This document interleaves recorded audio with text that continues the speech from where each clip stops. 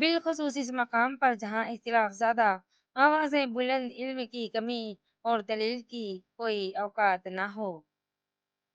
جتنا لوگ تنگ دستی سے ڈرتے ہیں اتنا اگر دوزخ سے ڈرے تو بچ جائیں، اور جتنا لوگ جنت کی فکر کرتے ہیں اگر ایمان کی کریں تو دونوں کو پالیں۔ کوئی آپ کو سیراب نہ بھی کرے تو بھی کھلنا سیکھو، اپنے لیے خود ہی مالی، خود ہی پانی اور خود ہی چشمہ بنو، کیونکہ تم خود ہی اپنی سب سے بڑی طاقت ہو۔ بد نصیبی غریب ہونا نہیں، بد نصیبی بے ایمان ہونا ہے، روح کا انسانیت سے خالی ہونا برا ہے۔ جب اللہ تمہیں انتظار کے ذریعے آزماتا ہے تو شیطان دعا پوری نہ ہونے کے وسوسے تمہارے دل میں ڈالتا ہے۔ دعا نصیب والوں کو ملتی ہے، اس لیے جب کوئی آپ کو دعا دے تو اس کے لفظوں پر صدق دل سے آمین کہو۔ یہ بات ہمیشہ یاد رکھو کہ دنیا کی محبت سے رب نہیں ملتا، لیکن رب کی محبت سے دنیا اور آخرت دونوں مل جاتی ہے۔ گھبراؤ نہیں، یہ مشکل وقت بھی عنقریب گزر جائے گا۔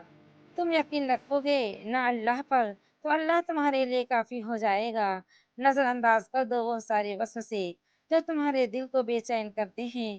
تم مدد مانگو اللہ سے، پھر دیکھو کیسے مشکلات کا حل نکل آئے گا۔ ایمان اچانک غائب نہیں ہوتا، چہرے کا نور اچانک ختم نہیں ہوتا، نمازوں سے سکون اچانک نہیں چلا جاتا۔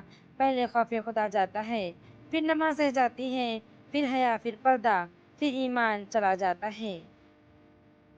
عزت پانے کے لیے عزت کرنی پڑتی ہے۔ میرا اللہ فرماتا ہے، میرے سے کبھی نا امید نہ ہونا، میں کل کا دن تمہارا بہتر سے بہترین کرنے پر قادر ہوں۔ ہم کسی کے لیے آسانی پیدا کریں یا مشکل، وہ ایک نہ ایک دن ہمیں واپس ضرور ملتی ہے۔ والدین اور درخت دونوں بوڑھے ہو جاتے ہیں، لیکن ان کی چھاؤں ہمیشہ گھنی رہتی ہے۔ دوسروں کی خوشیوں کا ذریعہ ضرور بنے، مگر اپنی خوشیاں جہاں تک ہو سکے راز رکھیں، کیونکہ نظر برحق ہے۔ اونٹ کو ہانڈی میں اور بندے کو قبر میں پہنچا دیتی ہے۔ کسی کے مسکراتے چہرے کے پیچھے حسد اور جلن کو ہم نہیں جان سکتے۔